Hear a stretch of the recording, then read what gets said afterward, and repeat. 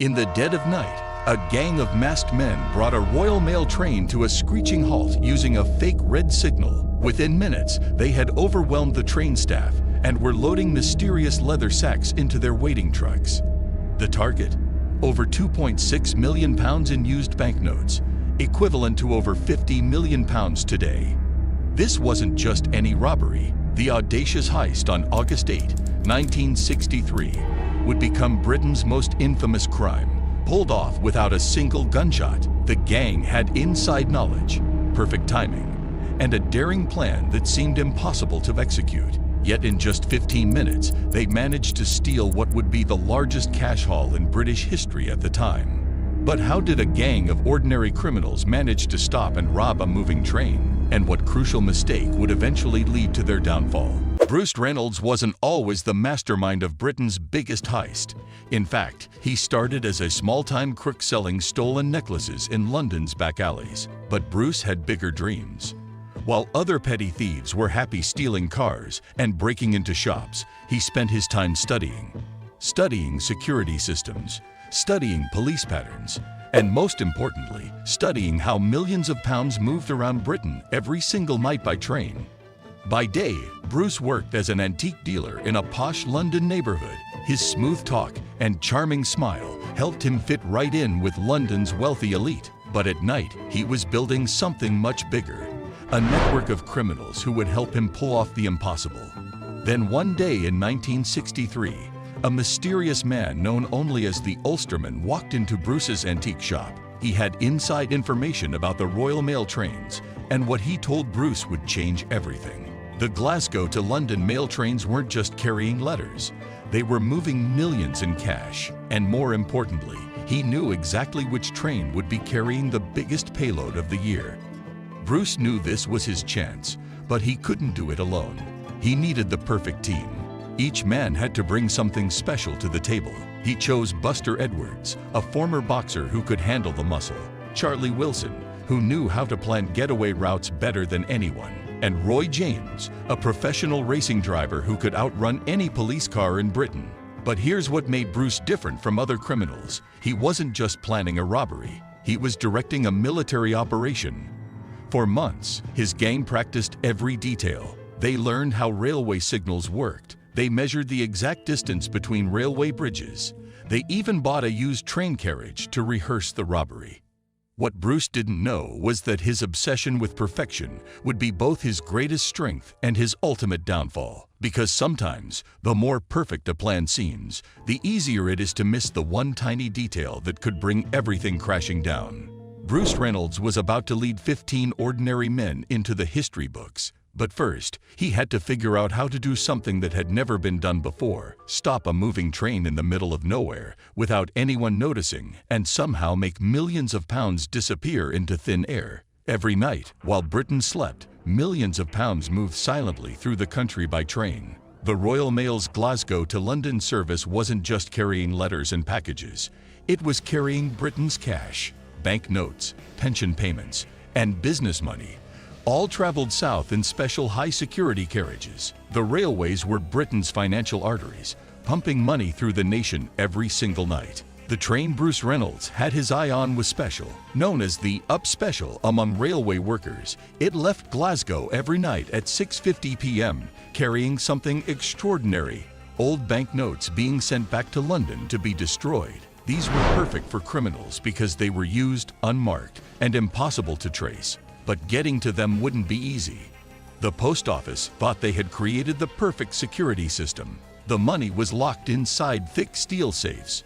The safes were stored in a special reinforced carriage called the HBP, High Value Package Coach, and the HBP was always positioned in the middle of the train, sandwiched between other carriages. Even if someone managed to stop the train, they'd have to find the right carriage, break into the safes, and get away. All before anyone raised the alarm. But what the post office didn't know was that their perfect system had a fatal flaw. Every night, the train had to make a quick stop at a tiny station called Sears Crossing to check signals. It was the one moment when this speeding fortress of cash had to slow down. And it was here, at this quiet spot in Buckinghamshire, where Bruce's gang would strike. The Ulsterman's information had revealed something else too. On August 8, 1963, this train would be carrying more money than usual, much more. The banks in Scotland had just had a bank holiday weekend, which meant 3 days' worth of cash would be on board. The normal load of £500,000 would be 5 times bigger. Bruce and his gang had found their perfect target, but finding a target is one thing. Actually robbing it is another, and what they were about to attempt had never been done before in British history. They weren't just going to rob a train. They were going to stop it, empty it, and disappear, all in the dead of night. Little did they know that this perfect target would lead them down a path of no return, because sometimes the bigger the prize, the bigger the price you have to pay to get it. Planning to rob a moving train isn't like planning an ordinary robbery. Every second has to be perfect. Every man has to know exactly what to do. One mistake, one wrong move, and the whole thing falls apart. Bruce Reynolds knew this, and that's why he spent months turning his gang of criminals into a precision military unit. The plan started with Leatherslade Farm, a remote farmhouse hidden deep in Buckinghamshire's countryside. Bruce paid cash for it under a fake name. This would be their safe house, their hiding place after the robbery. But more importantly, it was where they practiced. Day after day, week after week, 15 men rehearsed their roles until they could do them in their sleep. Each man had a specific job. The train enthusiasts learned how railway signals worked, how to cut the phone lines, and change the lights from green to red. The fighters practiced how to climb onto a moving train without falling. The drivers memorized every back road and escape route within 50 miles. They even brought in an old railway worker to teach them the exact spot where the train would have to slow down at Sears Crossing. But the most important part of the plan was timing. They would have exactly 30 minutes to stop the train, find the money carriage, empty the safes, load the cash into getaway cars, and disappear into the night. Any longer, and they risked police catching them in the act. Bruce made them practice with stopwatches until every movement was perfect. They also needed special equipment. They bought black masks that wouldn't slip off during the robbery. They got railway uniforms and signal lamps that looked real enough to fool a train driver in the dark. They even found a way to break into the special steel safes used by the Royal Mail, though none of them knew this skill would lead to their biggest mistake. What made their plan different was that it wasn't just about stealing money, it was about vanishing completely. After the robbery, they would split into small groups. Some would hide at Leatherslade Farm, others would head straight to London. Each man had a fake identity ready, and each had been given strict rules about not spending any of the money for at least 6 months. But there was one part of the plan that Bruce Reynolds couldn't control: human nature. He didn't know that one of his men would get violent during the robbery. He didn't know that another would panic and leave behind vital evidence. And he definitely didn't know that their perfect hideout would become the very thing that led to their capture. As the gang made their final preparations on August 7, 1963, they thought they had planned for every possibility. But no one can plan for everything. And in just a few hours, their lives would change forever. 3:03 a.m., August 8, 1963. The night was unusually dark. A thick fog had settled over the tracks at Sears Crossing. The gang was in position, dressed in black, their hearts pounding as they heard the distant rumble of the approaching train. Their months of planning came down to this moment. The first part of their plan worked perfectly. They tampered with the signal light, changing it from green to red. They cut the phone lines so no one could raise the alarm. When driver Jack Mills saw the red light, he did exactly what any train driver would do. He stopped. What happened next would shock the nation. As Mills peered out of his cabin window, he saw what looked like a railway worker with a signal lamp. But when the worker climbed into the driver's cabin, everything changed. The fake worker was joined by masked men who swarmed the train. Jack Mills tried to resist. That was his job, to protect his train. But one of the gang members hit him hard with an iron bar, a violent act that went far beyond Bruce Reynolds' careful plan. That single moment of violence would haunt the story of the great train robbery forever. With the driver subdued, the gang moved quickly. They forced the train to move forward half a mile to their unloading spot, a bridge they had chosen months before. But they faced their first problem. None of them knew how to drive a train properly. After several frightening attempts, they managed to move it, but precious minutes had been lost. Then came the hard part, finding the money. The gang knew the cash was in the high-value package coach, but the Royal Mail workers inside weren't going to give up easily. After tense moments and threats, the gang broke in. Inside, they found what they were looking for: 128 mail bags filled with cash. Forming a human chain, they passed the bags from man to man, loading them into their waiting Land Rovers and trucks. 25 minutes had passed. They were still within their time limit, but barely. The gang worked frantically, knowing that every second brought them closer to discovery. Finally, the last bag was loaded. As they prepared to leave, one of the gang members shouted something that would later seem ironic: "Don't forget anything."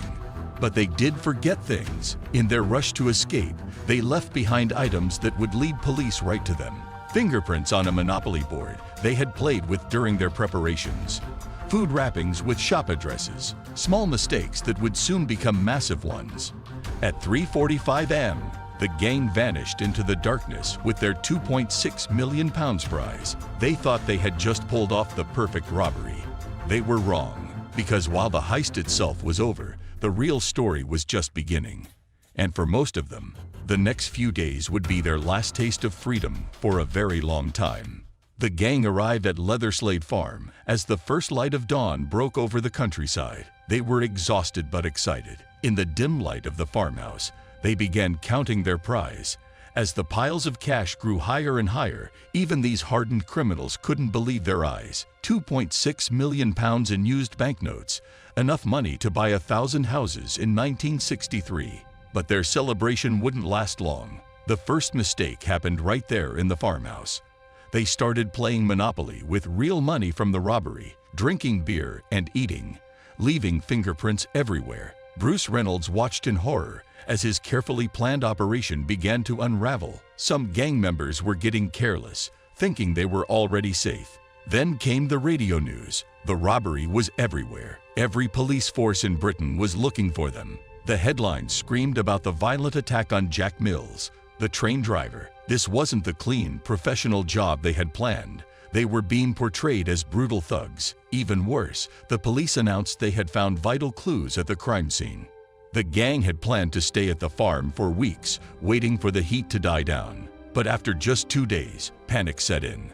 They needed to leave, and fast. In their rush to escape, they made their biggest mistake yet. They didn't clean the farmhouse properly. They left behind fingerprints, cigarette packages, and even shopping receipts that would lead straight to them. The money was divided up, £150,000 each. But now came the hardest part: disappearing with that much cash. Some gang members started spending immediately, ignoring Bruce's strict instructions to wait 6 months. One bought a fancy car, another paid cash for a house. Each purchase was like a beacon to the police. Within days, the gang split up. Some headed to London, others to seaside towns. A few, smarter ones, were already planning to leave the country. But they didn't know that back at Leatherslade Farm, a local farmer had become suspicious of the suddenly abandoned property. He called the police, and what they found there would crack the case wide open. The police discovered a treasure trove of evidence: fingerprints on bottles and cups, mail order receipts with addresses, a Monopoly board with real robbery money still on it, even a shopping list that would lead them to the stores where the gang bought their supplies. The perfect hideout had become the perfect trap. But the most dramatic part of the story was still to come. Because while some gang members would be caught within weeks, others would lead police on an international chase that would last decades. And the most famous escape hadn't even happened yet. A daring prison break that would turn one robber into a folk hero, even as the crime itself began to tear the gang apart. The biggest manhunt in British history began with a farmer's phone call. When police arrived at Leatherslade Farm, they couldn't believe their luck. The gang had left behind so many clues, it was like following a trail of breadcrumbs. Empty food packages led them to shops in London. Fingerprints on ketchup bottles and beer glasses matched known criminals. Even the Land Rovers used in the robbery were found abandoned in a nearby barn, still covered in mud from that night. Detective Chief Superintendent Tommy Butler was put in charge of the case. They called him One-Day Butler because he always said he'd get his man, even if it took just one day. Butler assembled a special team of detectives known as the Flying Squad. These weren't ordinary police officers. They knew London's criminal world inside out. More importantly, they knew exactly who was capable of pulling off a job this big. The first arrest came just 2 weeks after the robbery. Police kicked down the door of Roger Corddry's home in Bournemouth. They found him counting stolen money. Within days, more gang members started falling. Charlie Wilson was caught at his hiding place. Roy James, the racing driver, was arrested after a dramatic car chase through London. One by one, Butler's predictions came true. But the biggest breakthrough came from an unexpected source: their families. The gang members' wives and girlfriends were being watched day and night. When one of them made a suspicious purchase or took a mysterious trip, the police followed. Some women cracked under the pressure and gave information to save their husbands from longer prison sentences. Then came the trial. 13 of the gang members were caught and sentenced to a total of 307 years in prison. But 2 key players were still missing: Bruce Reynolds, the mastermind, and Ronnie Biggs, who would soon become the most famous train robber of them all. But this wasn't the end of the story. It was just the beginning of an even more incredible chapter, because what happened next would turn a simple robbery into a legend. Charlie Wilson escaped from prison and fled to Canada. Ronnie Biggs broke out of prison in 1965, setting off a 36-year game of cat and mouse with the police that would take him to Australia, Panama, and finally Brazil. Bruce Reynolds, the mastermind, managed to stay free for 5 years. He escaped to Mexico, then Canada, living a life of luxury with his share of the money. But eventually, the pressure became too much. In 1968, broke and tired of looking over his shoulder, he returned to England. One day Butler was waiting for him at the airport. But the biggest mystery remained unsolved. Out of the £2.6 million stolen, less than half was ever recovered. Even today, millions of pounds from the Great Train Robbery are still missing. Some say it's hidden away in secret bank accounts. Others believe it was buried somewhere and never retrieved. The truth, like so many parts of this story, remains hidden in the shadows of that August night in 1963. The story of the Great Train Robbery didn't end with prison sentences. For some gang members, it was just the beginning of an even more extraordinary journey, none more so than Ronnie Biggs. After escaping prison in 1965, Biggs pulled off something even more incredible than the train robbery. He managed to stay free for 36 years. Biggs's escape to Brazil became the stuff of legend. While other prisoners sat in cells, he lived on a beach in Rio, becoming a celebrity outlaw. He posed for tourist photos, recorded songs with rock bands, and even advertised coffee makers on TV. The British police knew exactly where he was, but couldn't touch him. Brazil had no extradition treaty with Britain, and when Biggs had a Brazilian son, he became legally untouchable. But living as a famous fugitive came with a price. Biggs couldn't attend his own father's funeral. He couldn't visit his family in England. And when he suffered a series of strokes in 2001, he made a decision that shocked everyone. He voluntarily returned to Britain to face arrest. After years of living free but alone, he chose prison in his home country over freedom in a foreign land. Bruce Reynolds, the mastermind, faced his own struggles after prison. When he was released in 1978, he found a world that had changed completely. The man who once stole millions ended up working as a consultant for a security firm, advising them on how to prevent the very kind of robbery he had planned. Crime doesn't pay, he would often say, not in the long run. Charlie Wilson's story ended tragically. After escaping prison and fleeing to Canada, he got involved in drug trafficking. In 1990, a hitman shot him dead at his Spanish villa. The smart, capable thief who helped plan the perfect robbery had died in a very different kind of crime. But perhaps the most lasting impact of the robbery wasn't on the thieves, it was on British society. The robbery changed everything about how money was transported in Britain. The railway's cash-carrying days were over. New security systems were developed. Police forces were modernized. Even the laws were changed to give longer sentences for armed robbery.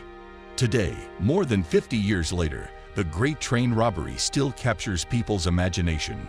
Books are written, movies are made, and everyone has a theory about where the missing millions might be. But behind the legend and romance lies a darker truth.